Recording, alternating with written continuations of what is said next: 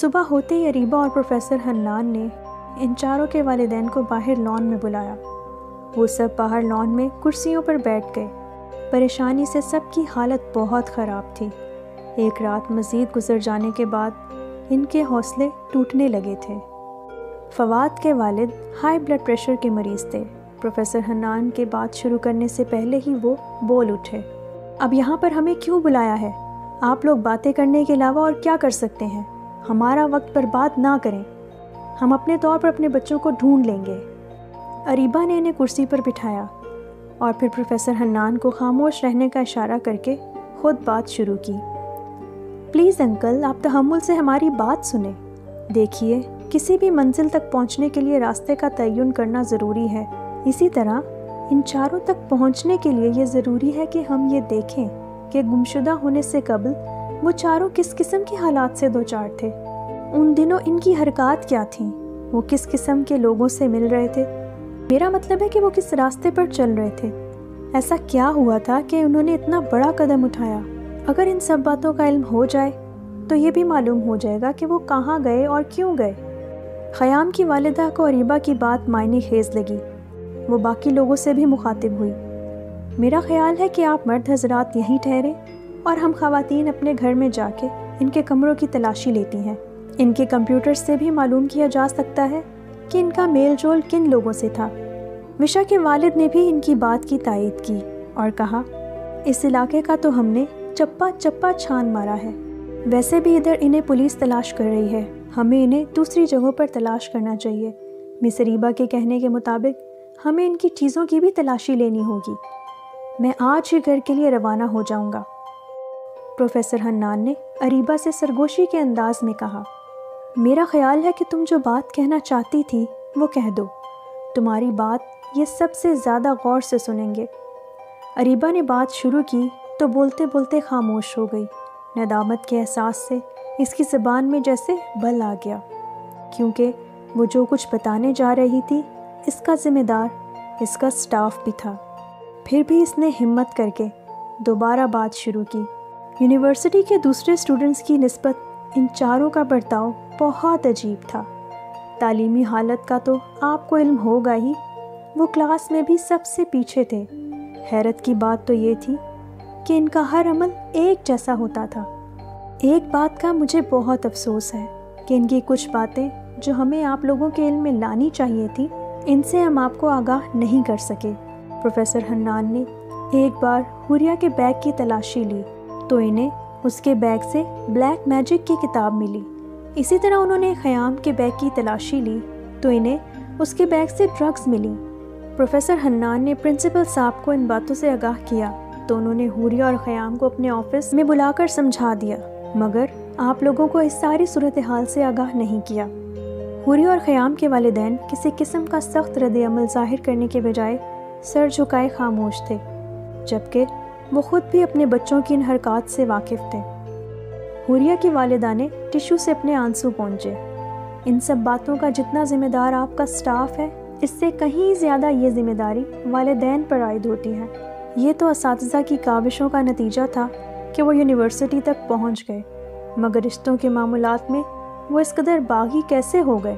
ان کا برتاؤ ایسا جارحانہ ہو گیا کہ انہیں ہر طرف سے دھتکار اور نفرت ملنے لگی۔ ایسا کیا ذہنی انتشار تھا کہ وہ ڈرگز کی طرف مائل ہو گئے؟ حوریہ کی والدہ پھوٹ پھوٹ کر رونے لگی۔ ان چاروں کے والدین ایک روز کے لیے اپنے اپنے گھر کو لوٹ گئے۔ انہوں نے ان چاروں کے کمروں کی اچھی طرح تلاشی لی، ان کے کانٹیکٹس چیک کیے اور جو اشیاء خاص لگیں انہیں ایک بیگ میں ڈال لیا۔ خواتین اپنے گھروں میں رہ گئیں اور ان چاروں کے والد دوبارہ مری پہنچ گئے۔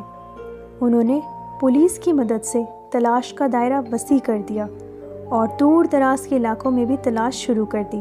پروفیسر حنان اور اریبہ نے باقی اسٹوڈنٹس کو ان کے گھروں تک پہنچا دیا اور خود وہیں ٹھہر گئے۔ دیو ہیکل پہاڑوں کی خاموش وادی میں چیڑ کے درختوں میں گونجتی بندروں کی چیخدار آوازیں سناٹے کو دہلا رہی تھیں۔ چھوٹے چھوٹے جانوروں کی آوازیں ساتھ شامل ہو جاتی تو یوں محسوس ہوتا کہ گویا دو قبیلوں میں جنگ چھڑ گئی ہے۔ بندروں کا غول اچانک پھوٹنے والے فوارے کی طرح نمودار ہوتا اور وہ ایک درخت سے دوسرے درخت پر چھلانگوں کے تبادلے میں مصروف نظر آتے۔ مادائیں اپنی پیٹھ پر بچوں کو چڑھائے اس سلسلے میں بہت پھرتیلی نظر آئیں۔ فواد اور خیام صحن میں بیٹھے اپنے ہتھیاروں کی صفائی میں مصروف تھے۔ وشا بڑی سی شال اوڑھے دھیرے دھیرے ٹہل رہی تھی۔ وہ صحن میں لگے خوبصورت گول پتھروں پر پاؤں رکھتے ہوئے مسلسل سوچ رہی تھی کہ جب ہم لوگ یہاں آئے تھے تو یہ عمارت کھنڈر تھی اور یہ فرش نہیں تھا، یہاں بس مٹی ہی مٹی تھی۔ یا تو کسی ماورائی قوت نے جادو سے یہ سب کچھ کر دیا ہے، یا پھر ہم کئی سال پیچھے ماضی میں پہنچ گئے ہیں جب یہ ریسٹ ہاؤس نیا نیا بنا تھا۔ وہ چلتے چلتے کب کیاری کے پاس پہنچ گئی اسے معلوم ہی نہ ہوا۔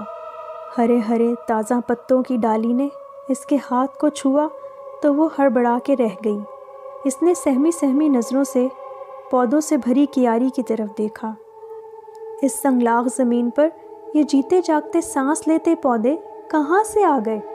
اس نے سرخ گلاب کی پتیوں کو ہاتھ سے چھوا تو اس کی انگلیاں لہو سے بھر گئیں۔ وہ چیخ کر دوسری طرف پلٹی تو خیام سے ٹکرا گئی۔ خیام، یہ دیکھو میرے ہاتھ۔ اس نے خیام کے سامنے ہاتھ پھیلا دیے۔ خیام نے اس کے ہاتھوں کو چھوا۔ کیا ہوا تمہارے ہاتھوں کو؟ یہ تو صاف ہیں۔ وشا نے پھٹی پھٹی آنکھوں سے اپنے ہاتھوں کی طرف دیکھا۔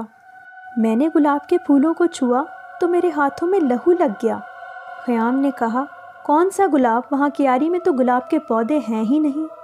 وشا نے کیاری کی طرف دیکھا تو واقعی وہاں گلاب کا کوئی پودا نہیں تھا۔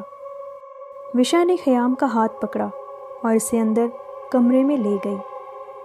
یہاں بیٹھو، مجھے تم سے بات کرنی ہے۔ وشا اس کے قریب بیٹھ گئی۔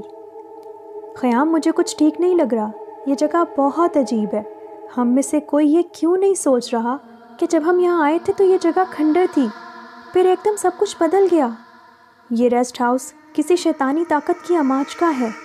یقیناً یہ کئی سال پہلے ایسا ہی ہوگا جب اس میں انسانوں کی گہما گہمی ہوتی ہوگی، مگر لینڈ سلائڈنگ میں جن لوگوں کی جان چلی گئی تھی، کیا پتہ ان کی روحیں بھی اس ریسٹ ہاؤس میں بھٹکتی ہوں۔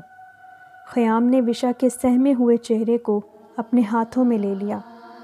ان سب باتوں سے وہ لوگ ڈرتے ہیں جن کی آنکھوں میں زندگی کے خواب ہوتے ہیں، مگر ہم جس منزل کے مسافر ہیں، اس کی راہ میں ڈر و خوف کو ہم نے اپنے پیروں کی دھول میں روندتے ہوئے آگے بڑھنا ہے۔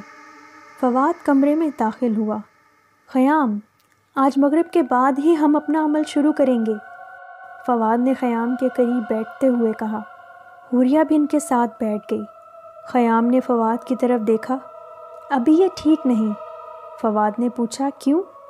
ہمیں یہ عمل پہاڑوں کے وسط میں کرنا ہے اور آگ بھی جلانی ہے۔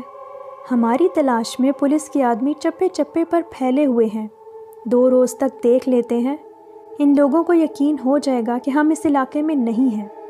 فواد کی بات ابھی پوری نہیں ہوئی تھی کہ خیام بول پڑا، مگر ہم تو بہت لیٹ ہو جائیں گے، 2 دن کے بعد بھی تو وہ لوگ اس علاقے میں ہو سکتے ہیں۔ ویسے بھی وہ عمل ایسا ہے کہ اس کے پورے ہونے کے بعد کوئی ہمارا کچھ نہیں بگاڑ سکتا۔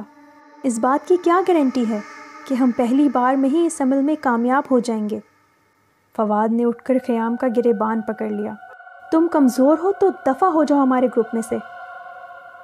حوریہ نے فواد کو خیام سے پیچھے ہٹایا۔ یہ وقت آپس میں لڑنے کا نہیں ہے، تحمل سے بیٹھ کر کچھ سوچتے ہیں۔ تم دونوں کی بات اپنی جگہ ٹھیک ہے، ہم کوئی اور راستہ نکال لیں گے۔ فواد حوریہ کے ساتھ زمین پر بیٹھ گیا۔ خیام بھی غصے سے سر کو جھٹک کر بیٹھ گیا۔